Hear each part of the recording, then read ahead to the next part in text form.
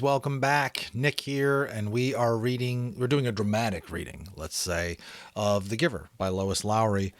We're picking up on chapter 3. Let's begin. Oh, look, Lily squealed in delight. Isn't he cute? Look how tiny he is. And he has funny eyes like yours, Jonas. Jonas glared at her. He didn't like it that she had mentioned his eyes. He waited for his father to chastise Lily, but father was busy unstrapping the carrying basket from the back of his bicycle. Jonas walked over to look. It was the first thing that Jonas noticed as he looked at the new child peering up curiously from the blanket. The pale eyes. Almost every citizen in the community had dark eyes. His parents did, and Lily did, and so did all of his group members and friends. But there were a few exceptions. Jonas himself, and a female, 5, who he had noticed the different lighter eyes. No one had mentioned such things. It was not a rule, but was considered rude to call attention to things that were unsettling or different about individuals. That's much the same today, right? Lily, he decided, would have to learn that soon, or she would be called in for chastisement because of her insensitive chatter. Father put his bike into its port. Then he picked up the basket and carried it into the house. Lily followed behind, but she glanced over her shoulder at Jonas and teased, "Maybe he had the same birth mother as you." Jonas shrugged. He followed them inside, but he had been startled by the new child's eyes. Mirrors were rare in the community. They weren't forbidden, but there was no real need for them. And Jonas had simply never bothered to look at himself very often, even when he found himself in a location where a mirror existed. Now, seeing the new child and its expression, he was reminded that the light eyes were not only a rarity, but gave the one who had them a certain look. What was it? Depth, he decided, as if one were looking into the clear water of a river, down to the bottom, where things might lurk which hadn't been discovered yet. He felt self-conscious, realizing that he, too, had that look. He went to his desk, pretending not to be interested in the new child. On the other side of the room, Mother and Lily were bending over to watch as Father unwrapped its blanket. "What's his comfort object called?" Lily asked, picking up the stuffed creature which had been placed beside the new child in his basket. Father glanced at it. "Hippo," he said. Lily giggled at the strange name. "Hippo," she repeated, and put the comfort object down again. She peered at the unwrapped new child, who waved his arms. "I think new children are so cute," Lily sighed. "I hope I get assigned to be a birth mother." "Lily," Mother spoke very sharply, "don't say that. There's very little honor in that assignment." "But I was talking to Natasha. You know, the 10 who lives around the corner? She does some of her volunteer hours at the birthing center. She told me that the birth mothers get wonderful food, and they have very gentle exercise periods, and most of the time they just play games and amuse themselves while they're waiting. I think I'd like that," Lily said petulantly. 3 years, Mother told her firmly. 3 births, and that's all. After that, they are laborers for the rest of their adult lives. Until the day they enter that they enter the house of the old. Is that what you want, Lily? 3 lazy years and then hard physical labor until you are old? Well, no, I guess not, Lily acknowledged reluctantly. Father turned the new child onto his tummy in the basket. He sat beside it and rubbed its small back with a rhythmic motion. "Anyways, Lily Billy," he said affectionately, "the birth mothers never even get to see new children. If you enjoy the little ones so much, you should hope for an assignment as nurturer.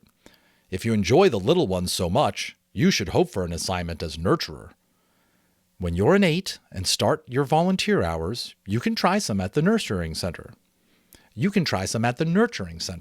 Mother suggested. "Yes, I think I will," Lily said. She knelt beside the basket. "What did you say his name is?" "Gabriel? Hello, Gabriel," she said in a sing-song voice. Then she giggled. "Oops," she whispered. "I think he's asleep. I guess I'd better be quiet." Jonas turned to the school assignments on his desk. Some chance of that, he thought. Lily was never quiet. Probably she should hope for an assignment as speaker, so that she could sit in the office with the microphone all day making announcements. He laughed silently to himself, picturing his sister droning on in the self-important voice that all the speakers seemed to develop, saying things like, "Attention! This is a reminder to females under 9 that hair ribbons are to be neatly tied at all times."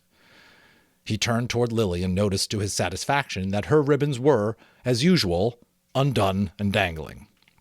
There would be an announcement like that quite soon, he felt certain, and it would be directed mainly at Lily, though her name, of course, would not be mentioned. Everyone would know. Everyone had known, he remembered with humiliation, that the announcement, "Attention! This is a reminder to male 11s that objects are not to be removed from the recreation area and that snacks are to be eaten, not hoarded," had been specifically directed at him, the day last month that he had taken an apple home. No one had mentioned it, not even his parents, because the public announcement had been sufficient to produce the appropriate response. He had, of course, disposed of the apple and made his apology to the recreation director the next morning before school. And it's about to comment on this, but I would just say, have you not noticed there that he said his parents, who are actually not his blood parents, right? They're sort of assigned to him through advisors and systems and stuff like that. But his parents didn't do any coaching with him because the authority of this nameless speaker is the same sort of authority that these assigned parents would be. It's all sort of a unification, one team of authority, at least in this society. Did you kind of notice that? If it's been covered by the announcement from whoever does the announcements, the parent figures don't have to say anything because one team here. A little disconcerting. Certainly not the same here, right? So Jonas thought again about that incident. He was still bewildered by it. Not by the announcement or the necessary apology. Those were standard procedures, and he had deserved them. But by the incident itself. He probably should have brought up his feeling of bewilderment that very evening, when the family unit shared their feelings of the day. But he had not been able to sort out and put words to the source of his confusion. So he had let it pass. It had happened during the recreation period, when he had been playing with Asher. Jonas had casually picked up an apple from the basket where the snacks were kept, and had thrown it to his friend. Asher had thrown it back, and they had begun a simple game of catch. There had been nothing special about it. It was an activity that he had performed countless times. Throw, catch, throw, catch. It was effortless for Jonas, and even boring, though Asher enjoyed it. And playing catch was a required activity for Asher because it would improve his hand-eye coordination, which was not up to standards. But suddenly Jonas had noticed, following the path of the apple through the air with his eyes, that the piece of fruit had, well, this was the part that he couldn't adequately understand. The apple had changed. Just for an instant. It had changed in mid-air, he remembered. Then it was in his hand, and he looked at it carefully. But it was the same apple, unchanged, the same size and shape, a perfect sphere, the same nondescript shade, about the same shade as his own tunic. There was absolutely nothing remarkable about that apple. He had tossed it back and forth between his hands a few times, then thrown it again to Asher, and again, in the air, for an instant only. It had changed. It had happened 4 times. Jonas had blinked, looked around, and then tested his eyesight, squinting at the small print on the identification badge attached to his tunic. He read his name quite clearly. He could also clearly see Asher at the other end of the throwing area. He had no problem catching the apple. Jonas had been completely mystified. "Ash," he had called, "does anything seem strange to you about the apple?" "Yes," Asher called back, laughing. "It jumps out of my hands onto the ground." Asher had just dropped it once again. So Jonas laughed too, and with his laughter tried to ignore his uneasy conviction that something had happened. But he had taken the apple home, against the recreation area rules. That evening, before his parents and Lily arrived at the dwelling, He had held it in his hands and looked at it carefully. It was slightly bruised now because Asher had dropped it several times, but there was nothing at all unusual about the apple. He had held a magnifying glass to it. He had tossed it several times across the room, watching and then rolling it around on his desktop, waiting for the thing to happen. But it hadn't. The only thing that happened was the announcement later that evening over the speaker, the announcement that had singled him out without using his name, that had caused both of his parents to glance meaningfully at his desk, where the apple still lay. Now, sitting at his desk, staring at his schoolwork as his family hovered over the newborn child in its basket, he shook his head, trying to forget the odd incident. He forced himself to arrange his papers and tried to study a little more before the evening meal. The new child, Gabriel, stirred and whimpered, and Father spoke softly to Lily, explaining the feeding procedure as he opened the container that held the formula and equipment. The evening proceeded as all evenings did in the family unit, in the dwelling, in the community. Quiet, reflective, a time for renewal and preparation for the day to come. It was different only in the addition to it of the new child, with his pale, solemn, knowing eyes. Since that was so short, why don't we just, and you've been so patient waiting here, a busy start to the year, but let's move on to Chapter 4. Chapter 4. Jonas rode at a leisurely pace, glancing at the bike ports beside the buildings to see if he could spot Asher's. He didn't often do his volunteer hours with his friend because Asher frequently fooled around and made serious work a little difficult. But now, with 12 coming so soon and the volunteer hours ending, it didn't seem to matter. The freedom to choose where to spend those hours had always seemed a wonderful luxury to Jonas. Other hours of day were so carefully regulated. He remembered when he had become an 8, as Lily would do shortly, and had been faced with that freedom of choice. The 8s always set out on their first volunteer hour a little nervously, giggling and staying in groups of friends. They almost invariably did their hours on recreation duty first, helping the younger ones in a place where they still felt comfortable. But with guidance, as they developed self-confidence and maturity, they moved on to other jobs, gravitating towards those that would suit their own interests and skills. A male 11 named Benjamin had done his entire nearly 4 years in the rehabilitation center, working with citizens who had been injured. It was rumored that he was skilled now as the rehabilitation directors themselves, and that he had even developed some machines and methods to hasten rehabilitation. There was no doubt that Benjamin would receive his assignment to that field and would probably be permitted to bypass most of the training. Jonas was impressed by the things Benjamin had achieved. He knew him, of course, since they had always been group mates, but they had never talked about the boy's accomplishments because such a conversation would have been awkward for Benjamin. There was never any comfortable way to mention or discuss one's successes without breaking the rule against bragging, even if one didn't mean to. It was a minor rule, rather like rudeness, punishable only by gentle chastisement. But still, better to steer clear of an occasion governed by a rule which would be so easy to break. So you already see how these rules are gradually influencing the behavior of people, even if they're the slightest of rules with the slightest of consequences. Sometimes just the social awkwardness or social conformity is enough to pen us in, isn't it? Especially if we're younger. The area of dwellings behind him. Jonas rode... Oh, that's what it says.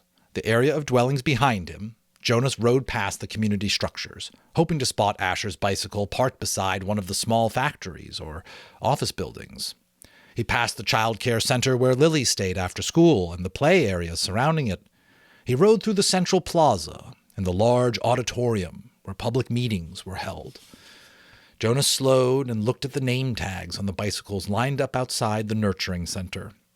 Then he checked those outside food distribution.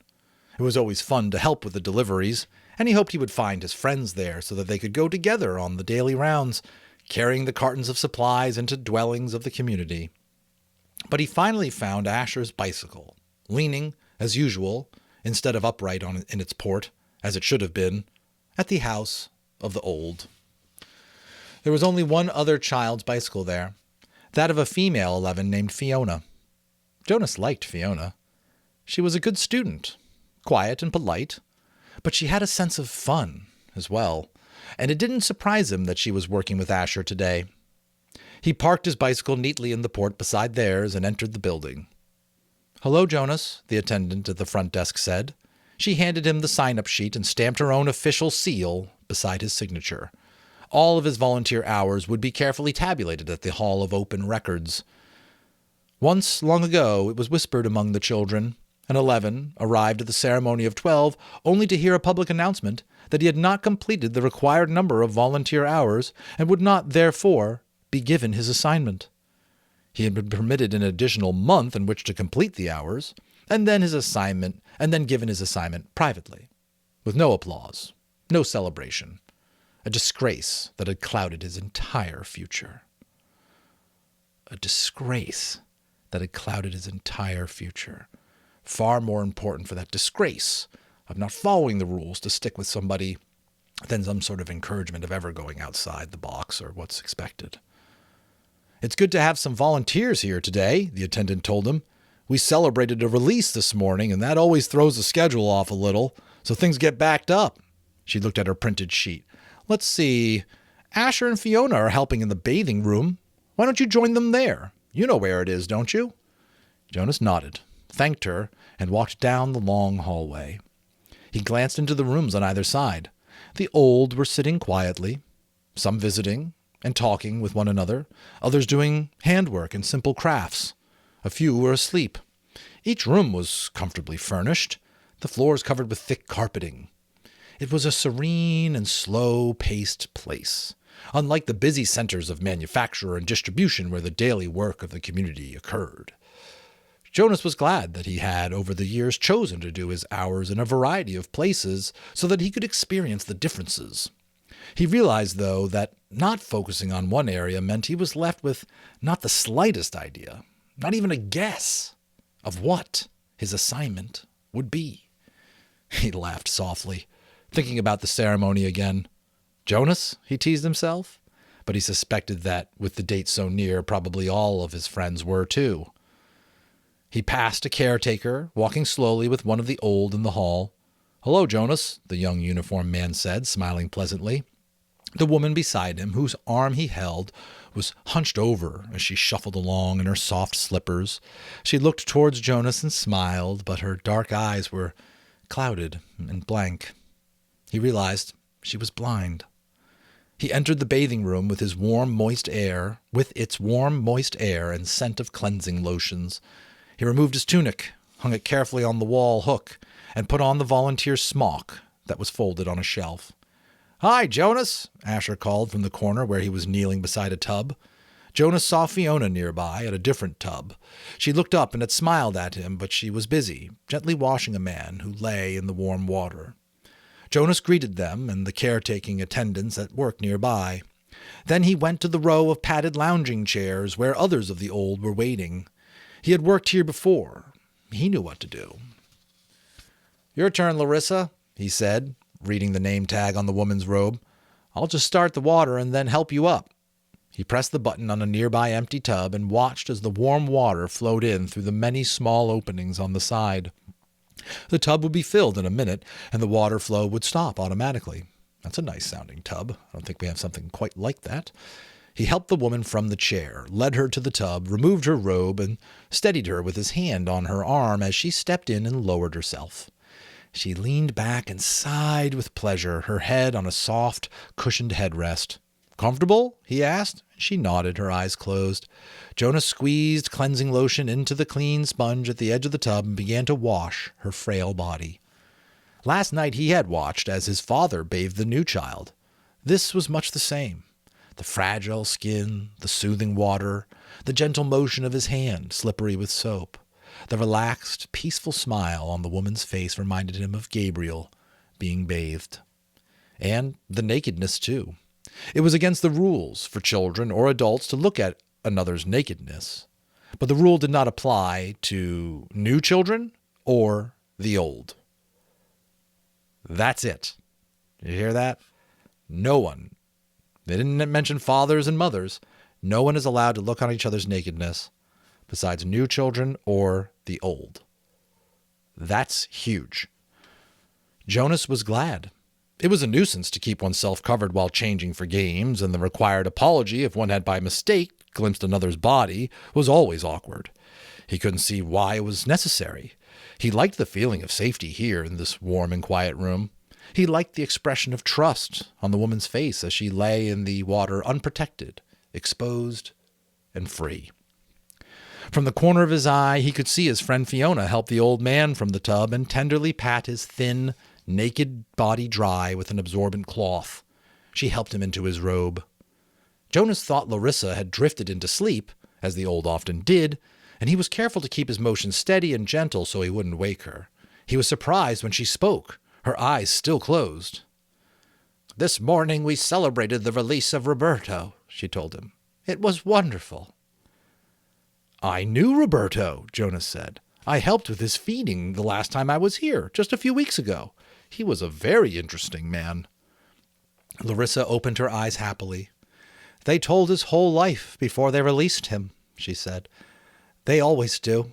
But to be honest," she whispered with a mischievous look, "some of the tellings are a little boring. I've seen some of the old fall asleep during tellings, when they released Edna recently. Do you know Edna?" Jonas shook his head. He couldn't recall anyone named Edna. "Well, they tried to make her life sound meaningful, and of course," she added primly, "all lives are meaningful. I don't mean that they aren't.